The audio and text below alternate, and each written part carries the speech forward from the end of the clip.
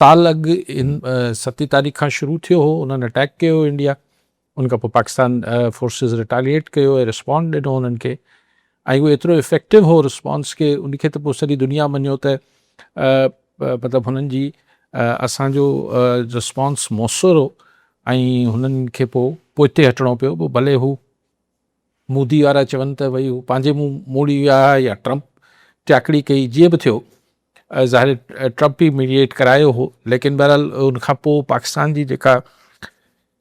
ख़िते में ऐं दुनिया में हिकिड़ी नओं तारुफ़ थियो त मिलिट्रीली असीं फ़ौजी एतबार सां मतिलबु कन्वेंशनल वॉर में बि हिननि खे मुंहुं ॾियण जहिड़ा आहियूं, लेकिन ज़ाहिर ख़दशो इहो ई हो त ॿई न्यूक्लियर स्टेट्स आहिनि। मूंखे यादि आहे 9 साल पहिरीं बि जॾहिं हीउ थियो हो त मूंखे हुन महिल बि सम्झो न पिए आई त इंडिया खे आख़िर मथे में इहा फेरी छो आहे, मतिलबु मोदी सरकार खे डोमेस्टिक पर्पज़ बि हू कुझु हासिल न करे सघियो हुन मां, यानी छाकाणि त हाणे भले केतिरो बि मोदी चए त हुननि लास्ट ईयर असांखे को पाकिस्तान खे को सबक़ु सेखारियो फलाण ढिमकाण जी ॻाल्हाईंदा आहिनि, पर इट वॉज सो ऑब्वियस, एतिरो चिटो हो मामिलो त ख़ुदि इंडियन जेके दानिश्वर हुआ या एनालिस्ट हुआ या आम माण्हू बि उन्हनि खे बि अंदाज़ो थियो त इंडिया खे ज़ाहिर 4 राफेल जहाज़ किरिया, उन्हनि जा 8 जहाज़ टोटल किरिया, त ज़ाहिर ही को कन्वेंशनल फ़ौजी त हिक ॿिए जे साम्हूं कोन आया, ही एयर लड़ाई हुई ऐं हुन में पाकिस्तान हुननि खे हिकिड़ो तमामु मतिलबु हुननि जी तवक़ात खां वधीक हुननि खे जवाबु ॾेई छॾियूं। लेकिन मूंखे जीअं मूं चयो पियो त मूंखे हुन महिल बि सम्झ न ईंदो त इंडिया आख़िर इहा ख़ुशफ़हमी छो आहे हुनखे त हू पाकिस्तान में स्ट्राइक कंदो ऐं पाकिस्तान रिस्पॉन्ड न कंदो। इहा कहिड़े मतिलबु स्टेट ऑफ माइंड में इंडियन लीडरशिप कीअं अची वञे थी त हू पाकिस्तान जहिड़े मुल्क ते हमला कंदो आहे जेको ख़ुदि हिकिड़ो न्यूक्लियर मुल्क आहे ऐं हू जवाबु न ॾींदो, ऐं ईअं न हूंदो आहे असां तव्हांखे ख़बर हुजे न हुजे पर जेके ॿिन्ही साइडनि जी मिलिट्री हुजे थी कंहिं बि मुल्क जी, हू पंहिंजे मुखालफ़नि तोड़े पंहिंजे हामियुनि मुल्कनि सां जी फ़ौजी सघ खे हुननि वटि काफ़ी मालूमात हूंदी आहे हिक ॿिए जे बारे में, त जीअं पाकिस्तान खे काफ़ी अंडरस्टैंडिंग हूंदी त इंडियन मिलिट्री छा करे सघे थी, एयरफोर्स छा थी करे सघे, नेवी छा थी करे सघे, हुननि वटि इक्विपमेंट कहिड़ो आहे, हुननि वटि मिसाइल कहिड़ा आहिनि, त ईअं ई ज़ाहिर आहे त इंडियंस खे बि अंदाज़ो हूंदो त पाकिस्तान एयरफोर्स छा थी करे सघे, नेवी छा थी करे सघे, पाकिस्तान जी आर्मी छा थी करे सघे, कहिड़ी कैपेबिलिटीज़ आहे। न्यूक्लियर त हिकिड़ी ॿी ॻाल्हि, उहो त ॿिन्ही खे ख़बर आहे त असीं हिकु ॿई न्यूक्लियर मुल्क आहियूं, पर कन्वेंशनल वॉर में बि त भई जहाज़ मिसाल असांखे ख़बर हुई हुननि वटि राफेल आहिनि, हुननि खे ख़बर हूंदी त असां वटि कहिड़ा जहाज़ आहिनि, त पोइ इहो तवक़ा करणु त पाकिस्तान रिस्पॉन्ड न कंदो, हिन खे नसीब जो हिसो सम्झंदो, हे दरवेश आहे, चरिया आहे। ऐं हुन सां छा थियो त हिकिड़ो ख़दशो ऐं डपु पैदा थियो त 2 न्यूक्लियर स्टेट्स अगरि ख़ुदा न ख़ास्ता उहा जंग अगरि वधी वञे हा, जेको शायदि 3-4 ॾींहं हली, लेकिन अगरि वधी वञे हा त आख़िर त ॻाल्हि वञी उते अंत करे आहे जंहिंखां पोइ दुनिया में सिर्फ़ु तारीख़ी हुजे हा। उहो त चवनि था न, उहो त पोइ घणनि माण्हुनि चयो त लास्ट जेका कॉल या लास्ट जेका हू वई आहे ट्रम्प साहब जेका कई आहे उहा इन जे ते कई त पैगामात हलिया विया त भई हाणे ऑप्शन न्यूक्लियर ई इस्तेमालु थींदो अगरि अञा ड्रैग करण जी कोशिशि कई वई त। ज़ाहिर आहे न हिकिड़ी सिचुएशन त अहिड़ी अची वञे थी, लेकिन कन्वेंशनल वॉर में बि हुननि खे पसपाई जंहिंखे चइबो आहे उहो करणी पई, त इंडियंस छा सोचे रहिया, जीअं मूंखे सम्झ पाण अक्सर हीअं ताज़ो ईरान अमेरिका जंग में बि पाण सोचूं डिस्कस कयूं था, लेकिन ईरान वरी बि अगरि अमेरिका खे ख़ुशफ़हमी हुई त हू हुनजा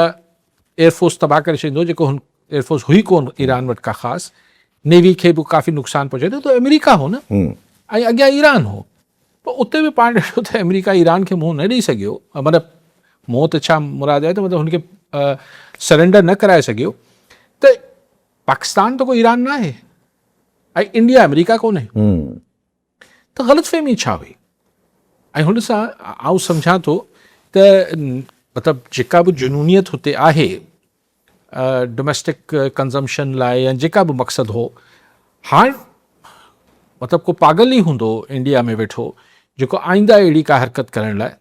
सोचींदो। सो लेट्स होप के पीस ऐं अमन प्रिवेल करे ख़ते में, छाकाणि त इंडिया पाकिस्तान जी ख़ुदा न ख़ास्ता वॉर जो मतिलबु आहे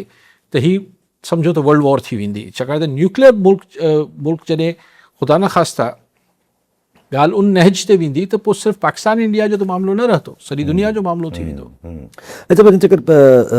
डीजे एसपीआर साहब प्रेस कॉन्फ्रेंस में ज़ाहिर ये भी गालियों करी तो भाई इस बार दोबारा हमको दिखाएंगे 14 अगस्त को, और इंडिया को भी दिखाएंगे और फिर वहाँ से दिखाएंगे जहाँ इंडिया इनकी मतलब जहाँ से इंडिया शुरू करता है। हलाइण छा इन जा एग्जाम्पल्स हुआ, पर पाकिस्तान डीजे एसपीआर पहिरां भी हिकिड़ी ॻाल्हि कई आहे, we let from the east या अहिड़ो कुझु इहे ॻाल्हियूं बि कयूं आहिनि। आफ्टर ही जेको इंडो पाक वॉर जेका हल्की फुल्की जेका थी स्क्रिमिशिस थिया, उन खां पोइ हिकिड़ो क्लियर ॼण माना हिकिड़ो इंडिया खे बि रिस्पॉन्स हलियो वियो ज़ाहिर आहे, ऐं पाकिस्तान खे बि understanding of the need of the China भी महसूस थी, तो भाई कि अगर चाइना न हुजे या अगर अंडर सपोर्ट न हुजूं असां चाइना जे हिन वक़्तु, ऐं जहिड़ी तरह मिलिट्री सपोर्ट है जेका उन एपिसोड में भी कुछ माण्हू इल्ज़ाम हणंदा आहिनि त चाइना मदद कई जेका उन ॾींहुं 3 ॾींहं थी हुई, पर रियलाइज़ेशन इंडिया के भी ऐं पाकिस्तान के भी इन वॉर खां पोइ घटि में घटि हिन रीजन में त इहो रियलाइज़ेशन चाइना जे पर्सपेक्टिव सां थी वई हूंदी त भाई ॿिन्ही जे लाइ इहो केतिरो ज़रूरी आहे। ॾिसो यासे हिकिड़ी त ॻाल्हि इहा हुजे थी त अगरि तव्हांजो मुंहिंजो झड़ो थियो आहे, मूं मसल मुंहिंजो मुंहिंजी ताक़त पोइ मुंहिंजी 100% मुंहिंजी निजी आहे, मूं पाड़े वारे खां वरिती आहे, मूं हितां वरिती आहे हुतां वरिती आहे, दैट्स इररिलेवेंट। ॻाल्हि त इहा आहे त मूं तव्हांखे धकु कयो आहे, तव्हां त उन ताक़त त मुंहिंजी आहे न, हाणे मूं किथां वरिती आहे छा कयो आहे it's secondary and so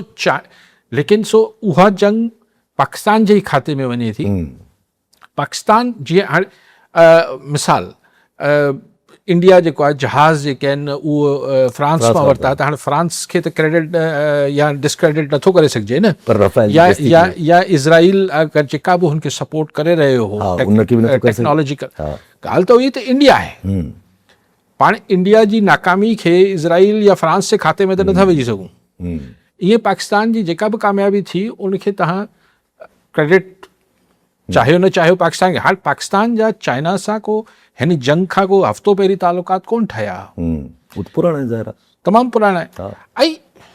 India खे छो ख़ुशफ़हमी हूंदी, मिसाल अगरि इन ॻाल्हि खे बि वठूं त चाइना जी इम्पोर्टेंस ऐं चाइना जी इन्वॉल्वमेंट इन द सिचुएशन, इहा ख़ुशफ़हमी छो हुई? ज़ाहिर आहे अगरि इंडिया पाकिस्तान खे इंगेज कंदो त कीअं तवक़ा करे थो त चाइना जेको आहे उहो हिकिड़ो साइलेंट स्पेक्टेटर थींदो।